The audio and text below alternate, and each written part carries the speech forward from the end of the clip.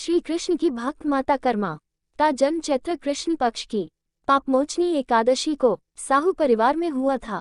बाल्यकाल में ही वह श्री कृष्ण की भक्ति में लीन रहकर उनके भजन गाती थी। उसके मनोहर गीत सुनकर भक्तागण झूमने लगते थे। माता की कथा हमें कई रूप में मिलती है। उनकी कथा में कई विरोधाभास भी है। यहाँ प्रस्तुत है एक प्रचलित कथा। उनके पिता का नाम जीवनराम डूडी या राम साहू था। बड़ी होने पर पिता ने कर्मा का विवाह प्रसिद्ध साहूकार के पुत्र पद्मजी साहूकार के साथ कर दिया। एक दिन माता कर्मा गृह कार्यों से निवृत्त हो श्री कृष्ण भगवान की भक्ति में आंखें बंद कर भजन गा रही थी कि तभी उनके पति ने आकर सिंहासन से भगवान की मूर्ति को हटाकर छिपा दिया और स्वयं भी वहां से हट गए। कुछ समय पश्चात जब कर्मा ने नेत्र खोले तो मूर्ति सिंहासन पर न देख बहुत घबराए और मूर्छित होकर गिर गई। जब उसे होश आया तो उसके पास ही बैठे पति को देखकर उठ खड़ी हुई और पति के चरणों में गिरकर अत्यंत विनम्रता पूर्वक बोली, प्राणनाथ, उस कृपालु भगवान जो सबकी रक्षा करते हैं कि मूर्ति सिंहासन से गायब हो गई है। कर्मा की यह दशा देखकर उनके पति को अपने किए कृत्य पर पछतावा हुआ और उन्होंने क्षमा मांगी और मूर्ति को पुनः स्थापित करते हुए बोले कि ये लो मूर्ति, किंतु प्रिय मैं ये जानना चाहता हूँ कि तुम दिन रात भगवान की भक्ति करती हो, भजन गाया करती हो, क्या तुम्हें उनके प्रत्यक्ष दर्शन मिले हैं? पति की बातों को ध्यान से सुनकर कर्मा ने समझाते हुए कहा, नाथ, ईश्वर बड़ा दयालु है। उसकी कृपा से ही संसार के सभी प्राणी भरपेट भोजन पाते हैं। वो अपने भक्तों कभी निराश नहीं करते और दर्शन भी अवश्य देते हैं। किंतु परीक्षा करने के पश्चात अभी मेरी तपस्या पूर्ण नहीं हुई है। मुझे विश्वास है कि भगवान दर्शन अवश्य देंगे। कर्मा की इस प्रकार विनम्र और भक्तिपूर्ण बातों से अत्यधिक प्रभावित होकर उनके पति बोले, प्रिय, आज से तुम्हें भगवान की सेवा कराने के लिए पूरी स्वतंत्रता है। मेरी सेवा में तुम व्यर्थ ही अपना अमूल्य समय नष्ट करती हो। अब तुम सारा समय भगवान की पूजा और भक्ति में ही लगाया करो, जिससे तुम्हारे साथ ही मुझे भी मुक्ति मिल जाए। कर्मा की भक्ति से समाज के पाखंडी लोग जलने लगे तो उन्होंने षड्यंत्र रचा। एक दिन नरवर के राजा का हाथी असाध्य रोग से पीड़ित हो गया तो उन्होंने राज वैद्यों के माध्यम से राजा को सलाह दी कि इस हाथी को तेल से भरे तालाब कुंड में डुबोया जाएगा तो इसका रोग ठीक हो जाएगा। राजा ने सभी तेलकारों अर्थात तेल बेचने वालों को आदेश दिया कि इस तालाब कुंड में अपना अपना तेल तब तक डालो जब तक कि ये भर नहीं जाता है। कर्मा के पति भी तैरकाल थे, उन्हें भी तेलकुंड में तेल डालने का आदेश हुआ। राज्य के सभी तलियों ने अपना अपना तेल डाला और उसके उन्हें दाम भी नहीं मिले। तेलकार भूखे मरने लगे। तभी आदेश दिया गया कि और तेल डालो, अभी कुंड भरा नहीं है। कर्मा के पति भी इसी विषम आर्थिक परिस्थिति को देखकर अत्यधिक चिंतित और दुखी रहने लगे। लगभग 1 माह बीत गया, लेकिन कुंड तेल से न भरा जा सका। कर्मा के पति की चिंता भी बढ़ती जा रही थी। एक दिन जब कर्मा को पता चला कि उनकी श्री कृष्ण भक्ति के कारण ये सब हो रहा है तो वह दौड़कर भगवान श्री कृष्ण के चरणों में गई और गिरकर कहने लगी, भगवान, ये सब क्या हो रहा है? मेरे कारण आज राज्य के कितने ही निर्धन तैलकर भूखे मर रहे हैं। तब भगवान ने बाल रूप में प्रकट होकर कहा कि आप चिंता न करें, आप राजा से कहिए कि आपके घर के कोल्हू से कुंड तक पक्की नाली बनवा दें, कुंड तेल से भर जाएगा। सुबह माँ कर्मा ने अपने पति द्वारा राजा को ये संदेशा भिजवाया दिया। राजा ने पक्की नाली बनवा दी। माँ कर्मा और उनके पति ने श्री कृष्ण का ध्यान किया और सारी रात कोल्हू चलाया।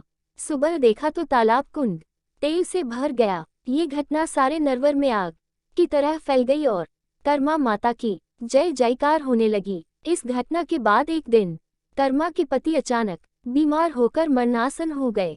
जीवन की कोई आशा न देख माता कर्मा अत्यंत दुखी होकर बेहोश हो गई। होश आने पर देखा कि पति मर चुके हैं। माता पिता व अन्य कुटुंबियों ने मृत शरीर को नीचे उतरकर रख दिया था। कर्मा दौड़कर भगवान श्री कृष्ण के सम्मुख गई और चरणों में गिरकर फुट फुट कर कहने लगी, योजक चिन्ह, भगवान, तुमने मेरा सुहाग क्यों छीन लिया? मुझे विधवा क्यों बना दिया?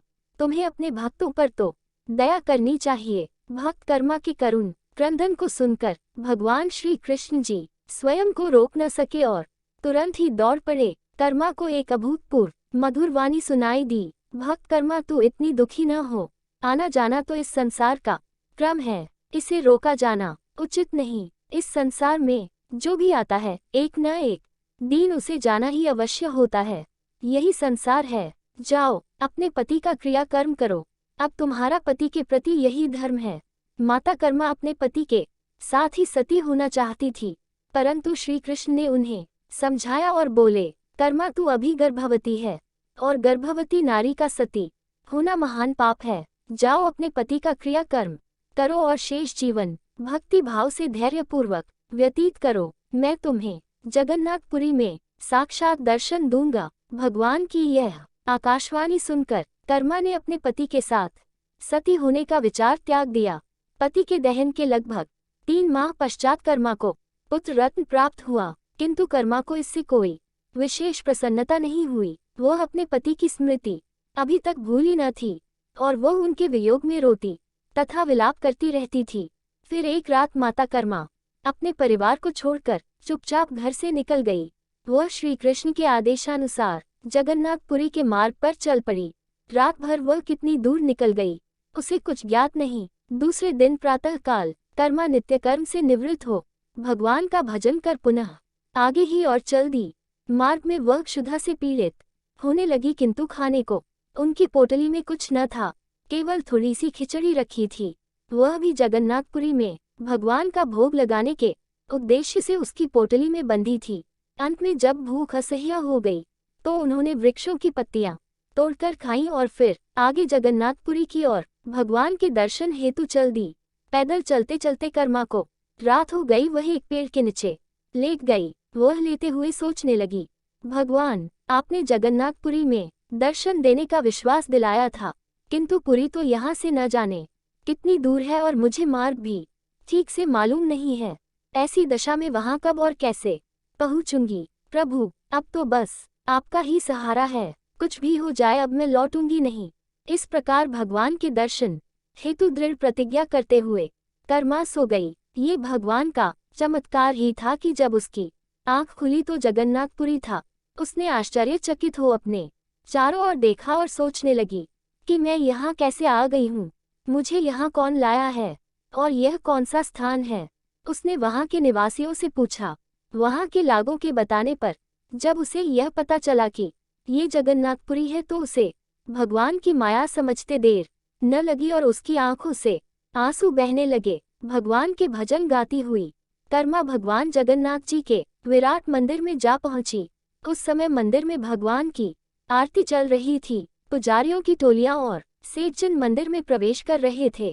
कर्म भी मंदिर में जाना चाहती थी, परंतु उसके फटे पुराने वस्त्र देख द्वारपाल ने उसे मंदिर में जाने से रोक दिया। द्वारपाल के व्यवहार से कर्मा को बड़ी निराशा हुई। वह अत्यंत दुखी होकर कहने लगी, भगवान तो सभी के हैं, फिर मुझे भीतर जाने क्यों नहीं दिया जा रहा? भक्त कर्मा इतना ही कहा पाई थी कि तभी मोटे शरीर वाले एक पुजारी ने उसे जोर से धक्का दे दिया, जिसके चलते वह सीढ़ियों से नीचे गिर गई। उसके सिर से रक्त की धारा बह निकली और वह पृथ्वी पर गिरते ही बेहोश हो गई। जब कर्मा को होश आया तो उसने स्वयं को मंदिर की सीढ़ियों पर न पाकर समुद्र के किनारे पाया। उसने आंखों में आंसू भरकर भगवान से विनती की कि हे दीनानाथ, दया में ये कैसी माया है? आपके दर्शनार्थ लोग यहाँ दूर दूर से आते हैं और ये पाखंडी ब्राह्मण कैसे व्यवहार करते हैं? इनका एकाधिकार अनुचित नहीं है क्या? कर्मा की विनती सुनकर भगवान ने आकाशवाणी की, भक्त कर्मा, मैं केवल मंदिरों में ही निवास नहीं करता हूँ, मेरा सर्वत्र निवास स्थान है।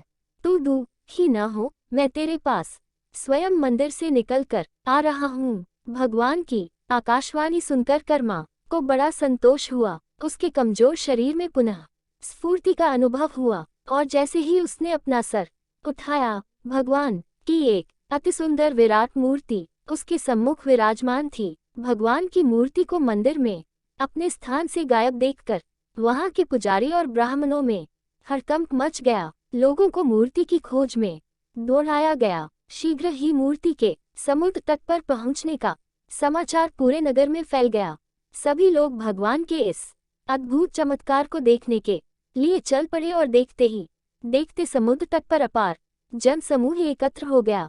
समुद्र पर विराजमान भगवान की मूर्ति के चरणों में भक्त कर्मा को पड़े देख ब्राह्मण पुनः क्रोधित हो उसे भगवान के चरणों से हटाने के लिए आगे बढ़े, किंतु आकाशवाणी हुई, सावधान, कोई भी व्यक्ति इस नारी को हाथ न लगाए, ये भक्त कर्मा है, उसे तुम लोगों ने धक्का देकर मंदिर से बाहर निकल दिया, इसी कारण मुझे स्वयं यहाँ आना पड़ा है। इस आकाशवाणी को सुनकर सभी स्तब्ध रह गए और सभी एकटक खड़े रहे। तभी कर्मा ने अपनी पोटली में बंदी खिचड़ी निकाली और भगवान को भोग लगा के सबको बांटने लगी। कर्मा वही बेसुध भगवान के चरणों में पड़ी रही। मंदिर से धकेले जाने पर लगी चोट की पीड़ा असहनीय हो रही थी। तभी आकाशवाणी सुनाई दी, मेरी पुत्री कर्मा, उठ खड़ी हो, अचेत क्यों पड़ी हो, देख मैं तेरे पास आया हूँ और तेरी खिचड़ी खा रहा हूँ। कर्मा ने देखा साक्षात भगवान श्री कृष्ण जी बैठे उसकी खिचड़ी खा रहे हैं। वह बावली बनकर भगवान की मधुर छवि एकटक देखती रही। कुछ क्षण बाद कर्मा ने कहा, भगवान सदा इसी प्रकार मेरी खिचड़ी का ही प्रथम भोग लगाया करो। इतना कहकर कर्मा श्री कृष्ण भगवान के चरणों में गिर पड़ी और सदा के लिए वैकुंठ लोक चली गई। तभी से पुरी में श्री जगन्नाथ भगवान को सर्वप्रथम माँ कर्मा की खिचड़ी का ही भोग लगाने की परंपरा है और वहाँ के द्वार सभी के लिए खुले हैं।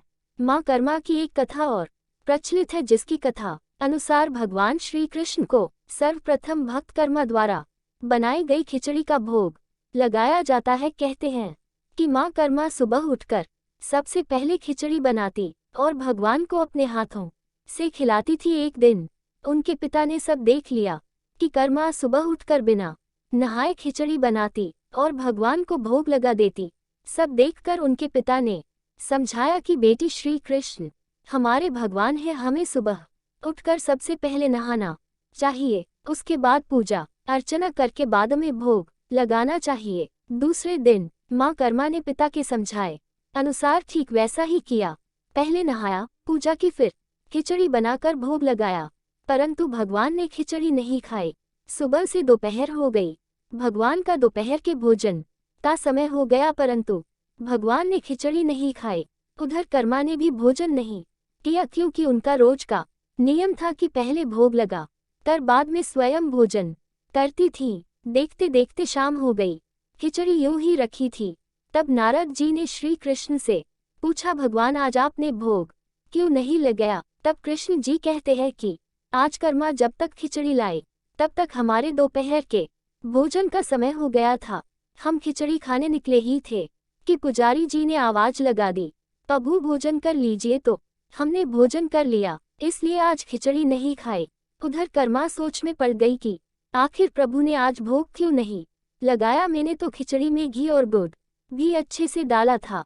वह खिचड़ी ले जाती है और उसमें घी गुड़ और डालकर ले आती है, भगवान फिर भी भोग नहीं लगाते। अब तो वह जिद पकड़ कर बैठ गई, जब तक आप भोग नहीं लगाते मैं भी भोजन नहीं करूंगी। फिर कुछ समय पश्चात आकाशवाणी हुई कि कर्मा तुमने सामने पाटा और आसन तो लगाया ही नहीं, भोग कैसे लगाऊं? अब कर्मा भागी भागी जाती है और आसान और पाटा लगाकर श्री कृष्ण भगवान को अपने हाथों से खिचड़ी खिलाती है।